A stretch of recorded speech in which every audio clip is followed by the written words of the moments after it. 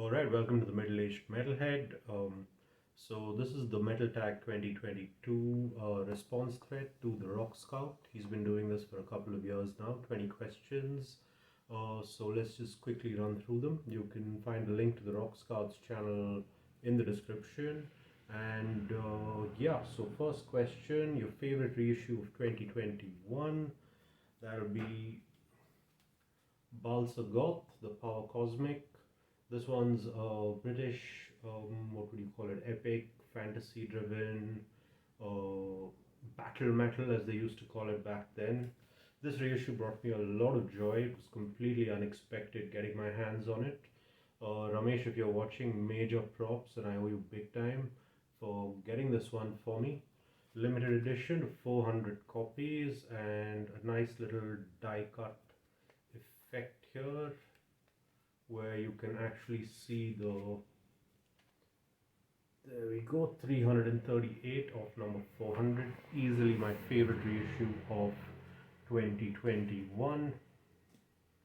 Next up, a band you discovered, old or new, in 2021, a newish band from Romania, Sur Austru. This is their second album, Obarsie. These guys were or still are a part of Negrabungi, a legendary black metal band from Romania, and this one pretty much follows in the same vein as the last few Negrabungi albums, kind of like a black folk kind of thing, melancholic, epic, really melodic, some great vocals, and just beautiful stuff. One of my favorite albums from last year, Sur Austru, Obarsie. Next up, show an album with an outstanding vocal performance. Now, this one I've been a Waddle fanboy for as long as I can remember, probably from when I first heard Refuge Denied. So I figure Sanctuary, Into the Mirror Black, just fantastic album, fantastic vocals. Right, not much else you can say about that. Question number 4, show a gap filler. So this one might be a little controversial, I don't know. Bolt thrower, In Battle There Is No Law. Huge bolt thrower fan when it comes to Realm of Chaos, War Master, Fourth Crusade, and For Victory. But I thought it would be nice to have the first 5 albums, so I picked this up when I found that it was going quite cheap. But otherwise, I've heard this once and not a big fan of this album at all. So yeah, gap filler, bolt thrower, In Battle There Is No Law.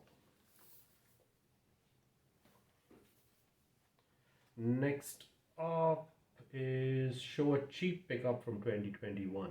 So I've got 2 of them here. First up, the new reissue of Glenn Danzig's 5 Black Acid Devil. This one was, I think it was like a half price sale on Juno Records, the British site, and yeah, I always get confused with which way the cover is supposed to be. New cover compared to what I used to have on tape. Strange album. It was like after the first 4 albums, Danzig suddenly heard Nine Inch Nails One Fine Day, and he was like, okay, I'm going to do the same thing. And what we've got here is some kind of industrial-ish album. But it was cheap, and it was Danzig, who I absolutely love, or at least the first 4 albums that I absolutely love, so I figured why not.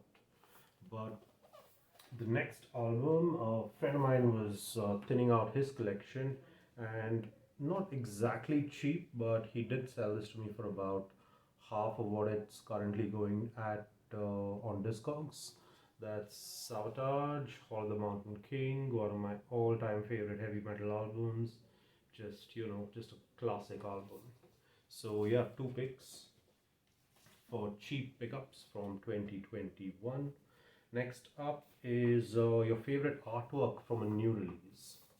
So this one's Finnish death metal band Ghastly. This is their latest album from 2021, Mercurial Passages, and yeah, I just love this art.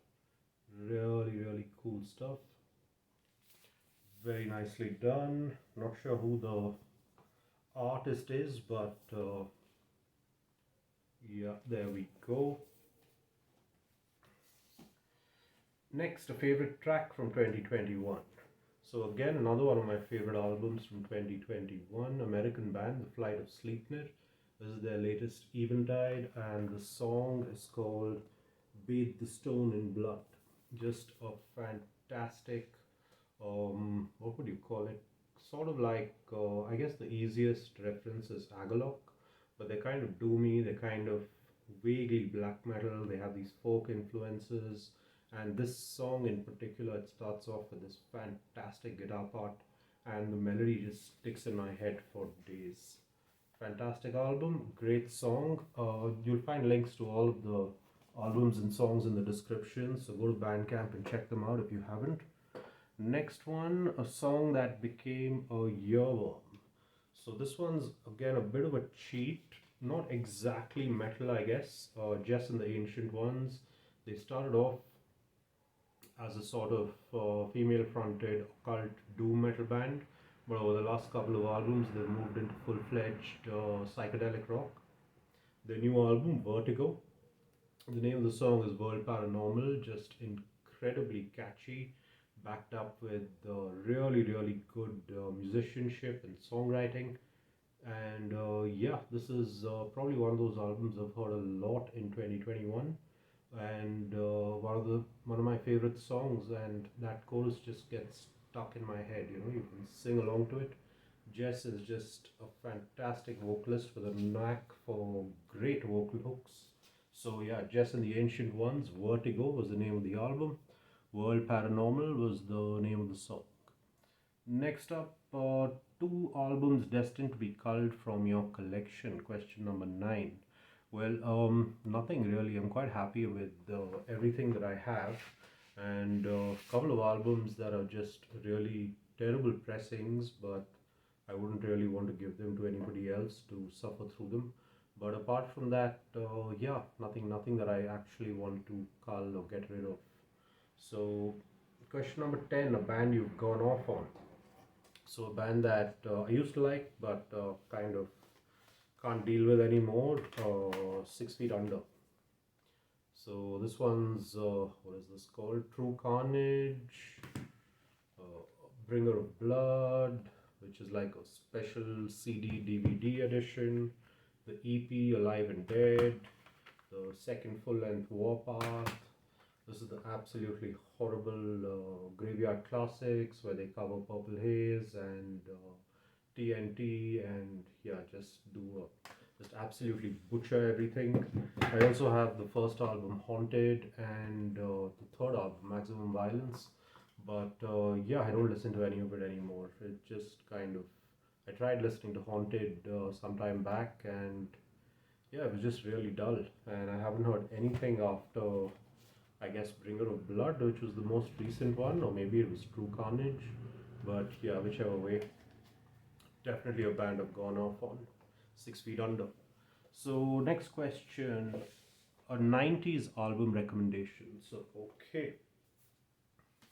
From 1993, Disincarnate, Dreams of the Carrion Kind. So, I'm a big fanboy when it comes to James Murphy. I think he's one of the most or rather least talked about death metal guitarists, especially from the formative years. Played in Death, played in Obituary, played with Cancer, and this was his own band, right? Terrific American death metal. Disincarnate from 1993, their one and only full-length album, Dreams of the Carrion Kind. Okay. Next, single, or name a single that sold an album to you. This was recent. I'd kind of gone off Cannibal Corpse probably since Bloodthirst, which was the last album that I really enjoyed all the way through. But Inhuman Harvest, I think when I saw that video, it kind of drew me back in, and sure enough, Violence Unimagined, absolutely love this album. Really, for me, it was like going back home to one of my favorite death metal bands, and the new album absolutely smokes. Really good stuff. Question number 13, an epic song of 8 minutes or more.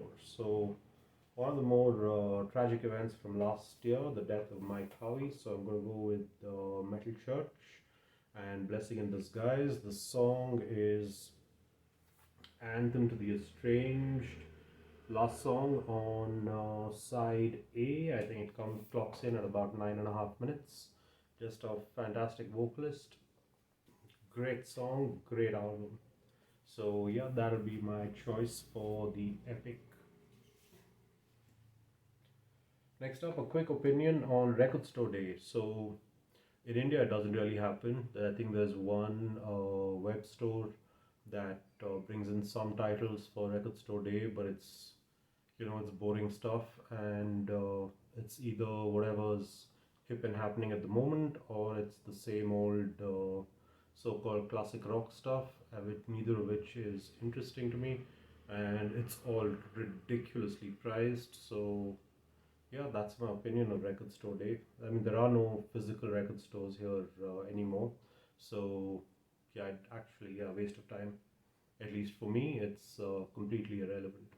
So let's see. Next up, what part of your music setup would you like to change? Question number 15.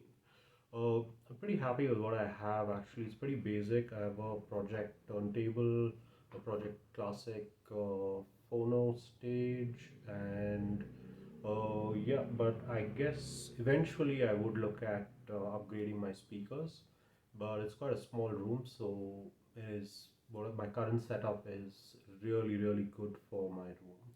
So I'm kind of okay there, or at least happy with what I have right now. So next up, biggest musical disappointment of 2021. Question number 16. I think more than a musical disappointment, it was the passing of Eric Wagner, Mike Howe, and LG Petrov, right? That was really hard. I mean, three vocalists that were a part of my initial journey in heavy metal when I was 17, 18, when Left Hand Path, and even a little later on when,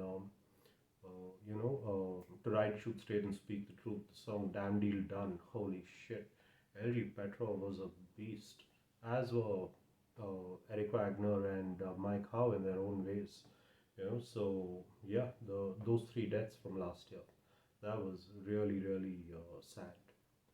Then, next question. Name an album you are expecting and looking forward to in 2022. Voivod. Absolutely the new Voivod. I think it's going to be out in a couple of weeks, so I'm really looking forward to that. They're probably one of the only bands from my teenage years that I used to love then that I still love now. The addition of Daniel Mongrain or Chewy into the band has just been fantastic. Target Earth was really, really good, and the next album that came out in 2020 was At the Wake. That was fantastic.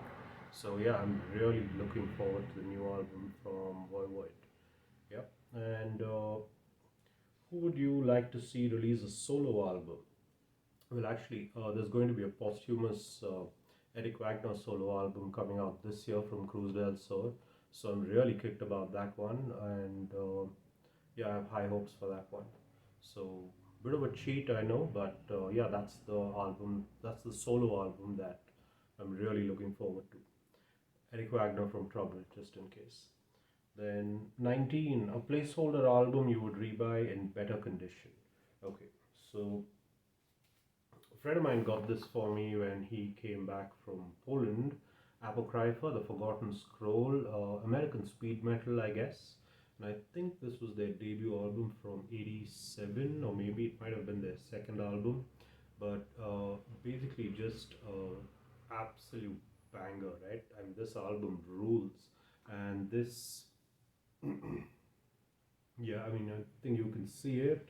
It's in pretty bad shape. It's got the corner cut off, and thankfully the LP itself is in pretty good shape, but the sleeve is really, really beat up. So this is one album that I would like to get in a better condition.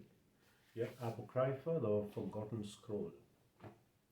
And last question, number 20, because of cost or availability, what album have you yet to pick up?